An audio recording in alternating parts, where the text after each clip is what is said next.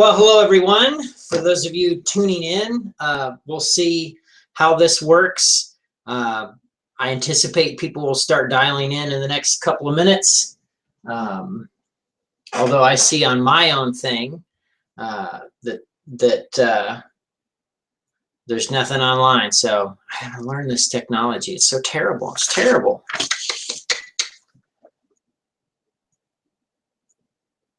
There we go. Boom. All right. I feel better now. Well, hello.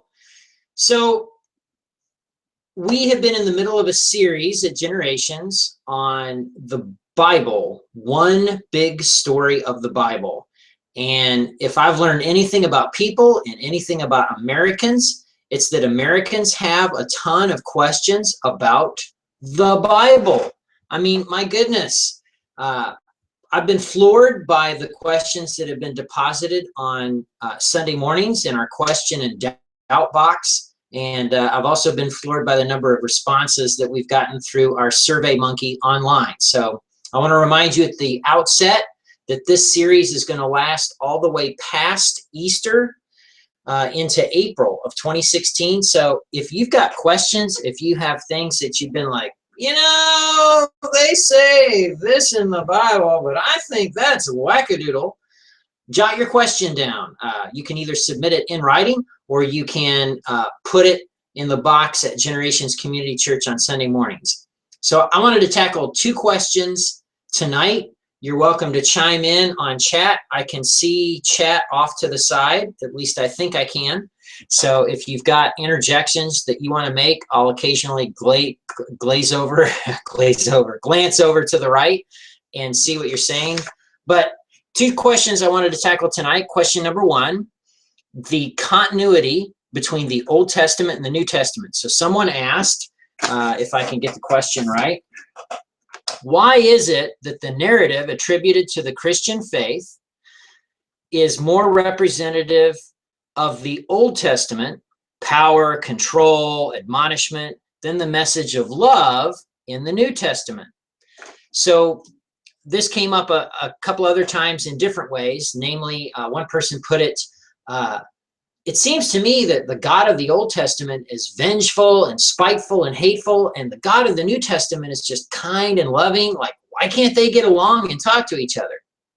Excellent question.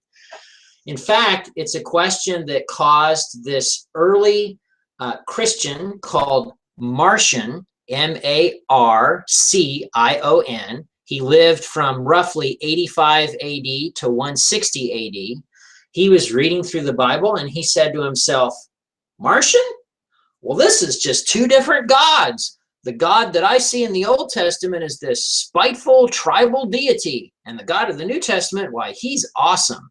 So I'm just going to get rid of the Old Testament entirely. It has nothing to do with Jesus, nothing whatsoever. Well, he started teaching this in the church that he was a part of, and other Christians kind of got a little concerned, and they were like, what? Okay, and so that started the process. Believe it or not, he was one of many catalysts for the early Christians to go, so what exactly are our scriptures? I mean, what's scripture and what isn't? And they kind of unanimously, with a great bit of depth, said, you know, the Old Testament is part of it. So let me tackle this one way that I think will make sense. One of the hang-ups that a lot of us have when we read the Old Testament and read stuff that God's saying and doing, we get wrath in our minds, and we think of wrath as this negative, awful, vindictive, unkind, hateful, just terrible thing. And I think we forget that wrath is actually connected to love. Let me explain. I had a friend growing up, and his parents were completely apathetic, okay? So didn't care what he did. Hey, Mom, hey, Dad, I'm going to get like 3 girls pregnant this weekend. Oh, yeah, go ahead, Dennis. Great. Good for you, honey. Hey, Mom, hey, Dad, I got all straight A's, and I'm going to be an engineer. Yeah, whatever, Dennis. Like, they really didn't care. They were apathetic. And to be honest, that was the worst possible thing. Like, he would have been so much better off if his parents had simply been mad at him all the time. But to be completely indifferent, completely apathetic. So I know this as a parent myself, now that I'm a father. My kids get older, they make decisions, and sometimes as they get older, the decisions that they make have high stakes to them. You know, they could do things that could really ruin their life for a good 5 years or longer.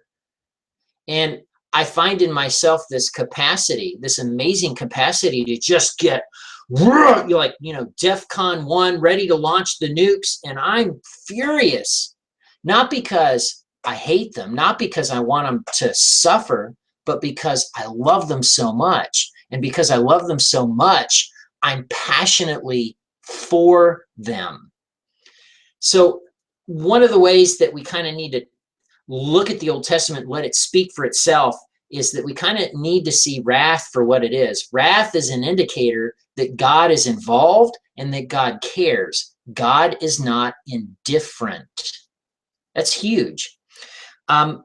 We talked about the story of Abraham, I want to say 2 weeks ago, maybe 3 weeks ago at Generations. And we talked about this covenant, this promise that God made with Abraham. And God actually made what's called a blood covenant with Abraham. So what they would do is it would be two parties, and they would take several animals. So imagine this is an animal of some kind. They would cut it from top to bottom, split the animal in half. So these animals are cut from top to bottom. They're split in half, and they line kind of this trench thing, right? So you've got an animal cut in half on either side. What's oozing into the middle? All the blood and guts of those animals that have been literally halved.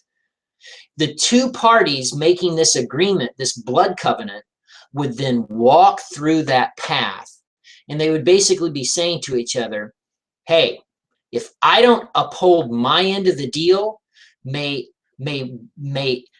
what's happened to these animals happen to me for not upholding my end of the bargain, my end of this blood covenant.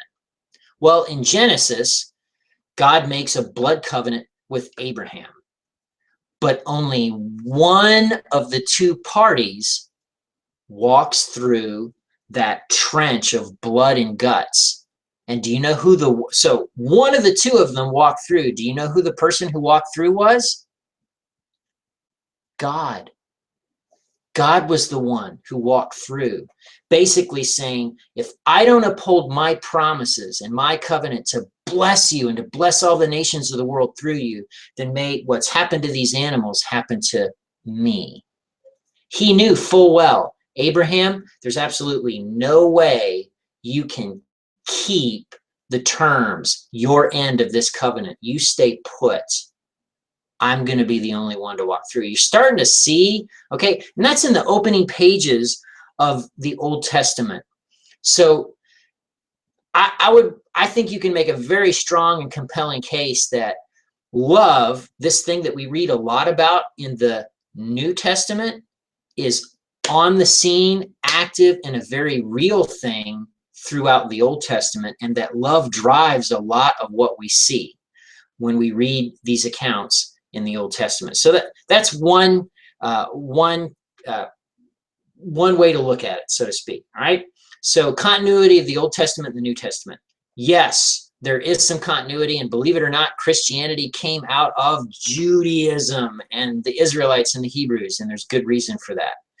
And we can see a God who loves and who lovingly pursues unfaithful people, people who don't uphold their end of things, people who can't be counted on, people who make promises and break them. And yet God chooses to continually get involved and make a way for them to find their way back to him.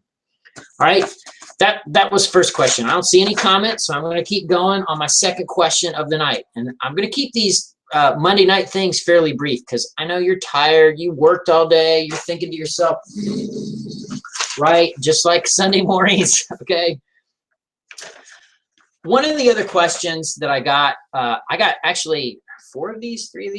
I love the way the first person put it. They just put resurrection, question mark. Really? Question mark. Another person put it, how did they put it?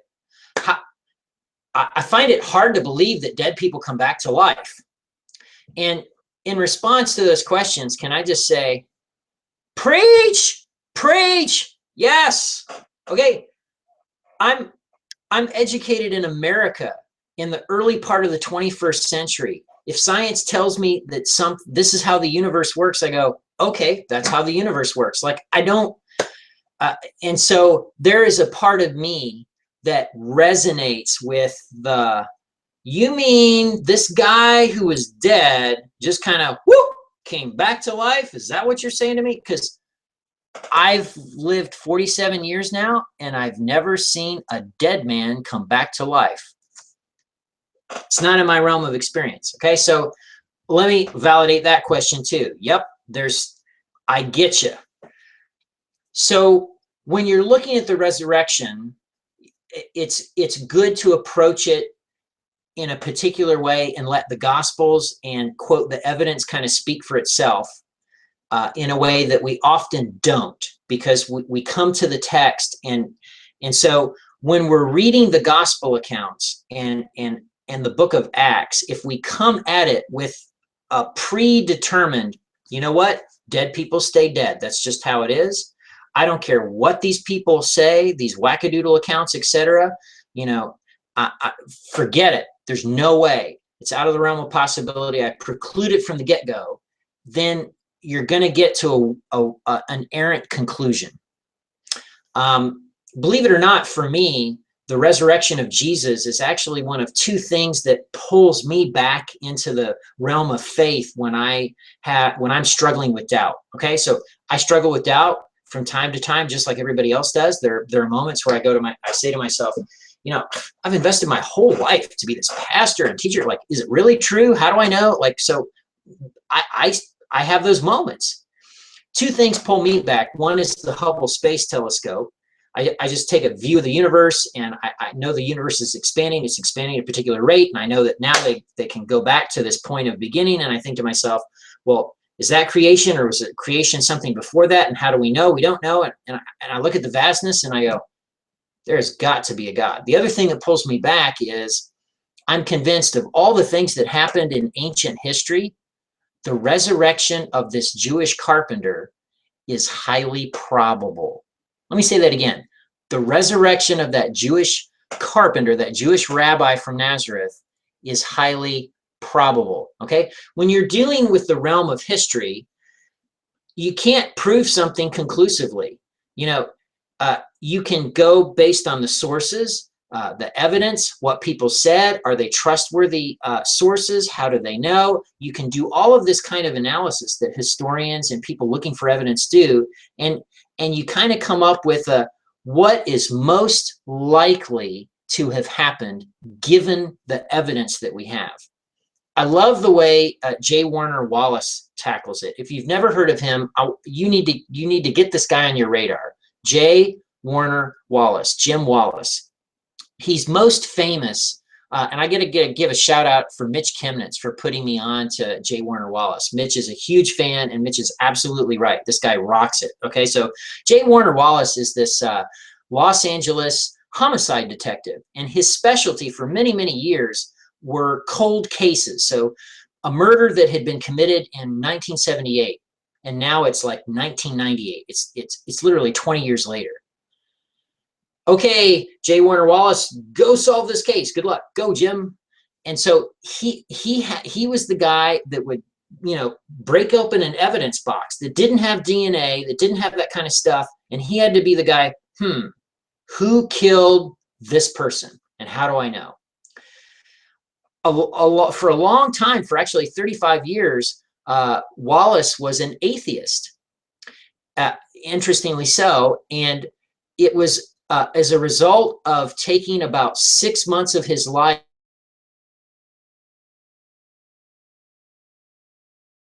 he actually came to a point of faith where he was like, you know, I think the resurrection, like, I think that probably happened. So let me back the truck up, for example, okay? When looking, again, in the realm of history, you want to look for something that's reasonable and probable. You can't get into conclusive proof. I cannot conclusively prove to you that Jesus rose from the dead. Can't do it. And you're going to have a really hard time, given the evidence that we have, proving that Jesus conclusively stayed dead. So when we're going backwards, we're dealing in the realm of what's likely, what's probable, given what we see, given the evidence that we have, okay? I love what appears in the book of Acts in chapter 1. It says this, and Jesus gave his disciples many convincing proofs of his resurrection. I love reading that because I read that and I go, I'm sorry, wouldn't rising from the dead be enough? Like, wouldn't that be enough that you don't need Jesus to sit you down and give you many convincing proofs? Like, what is that? Okay, so what's likely? All right, from the realm of homicide and from the realm of J. Warner Wallace, if you find a dead body and there's the stab wound is in his back, okay, but there's a suicide note. Did the guy likely kill himself by knifing himself in the back? It's not likely. Is it possible? Oh, absolutely. So you got to look at the evidence. You got to ask yourself, what is likely given what we see, okay? So what do we know about, what are the things that we know with just a high degree of certainty? We know that the tomb was empty. This is corroborated by both people who say, oh yeah, Jesus rose from the dead, and from people who say, oh no, man, they did something. Those guys stole his body. I mean, any number of reasons. All of them agree the tomb was empty. The other thing is that clearly for a group of people, they believe they saw something. Now, maybe they were mistaken, these people. Oh, I saw Jesus. I saw Jesus. Maybe they were hallucinating. Maybe they were on drugs. I mean, you can come up with a million explanations, but at its base level, there were a group of people who claimed that they saw Jesus. Maybe they were wrong. Again, there's all this stuff, but that part we can establish from both pro-resurrection and anti-resurrection sources of the time. The last thing that is part of the mix is that these people who claim that Jesus came back to life, they were committed to that truth statement, that they were committed to that belief to the point of what I consider to be ridiculousness, right? So a number of them were tortured and they were executed, and they could have been spared both if they had just said, oh, hey, you know that resurrection thing? Totally made up, man. Yeah, sorry about that. Okay, in other words, not a lot of people are willing to endure some really rough stuff for, quote, a fabrication. So again, those are some of the things, all right, that are part of the ingredients of what goes on at the time. So for me, when I look at those things and when I look at what Matthew, Mark, Luke, and John are saying and what I read in the book of Acts, and I look at these lives and the arc of their lives, you know, hey, we saw Jesus, he was alive, can't explain it, but, you know, boom, he was there. You know, Paul himself, more than 500 saw him in one place. And then you get to the end and they're all willing to endure these really, again, many of them, hard deaths. For me, there's a lot of ingredients in play that cause me to go, you know, I know up here dead people don't rise from the dead, but given what I'm reading, given the evidence that's before me, man, it sure seems probable, okay? So that's kind of some of the stuff that plays into effect, all right? You can add in other stuff like the Gospels when they were written, the timing of when they were written. Mark was likely written at a point when Peter and Paul were still living. So there, you know, there are these things in play to where there would have been people around to go, no, that's not what had happened. I was there, young man. That's a lie, you know. And so there's that kind of stuff that plays out. I love the way Chuck Colson put it. I got to do a year-long study with Chuck, and Chuck was part of the Watergate break-in for Richard Nixon. So he and 10 people kind of were behind this break into the Democratic National Headquarters. Not like they do that today, right? So they broke into the Democratic National Headquarters and they were going to spy on them for the Republican Party. Well, they made a pact, these 10 guys, and the pact was, hey, no one else knows. No one else knows what really went down. None of us is going to talk. This is the story that we're all going to have to, and they all agreed upon it. And Chuck says, you know how long that lasted? 2 weeks. The 10 of the most powerful people in the world couldn't keep something secret for 2 weeks. That was a lie. So his point being, I look back at the resurrection, I go, there's no way they could have held on to that for like 30, 40 years. So again, if you've been someone who's kind of kicked the can, so to speak, when it comes to the resurrection, and you've had doubts, I want you to know, hey, I've had them too. And that's okay. It's good to kick the tires. I would encourage you to investigate J. Warner Wallace's way of framing it. It's under the title Cold Case Christianity. And basically it's a homicide detective looks at the evidence and says what is most likely given what we have. And again, it's a great resource.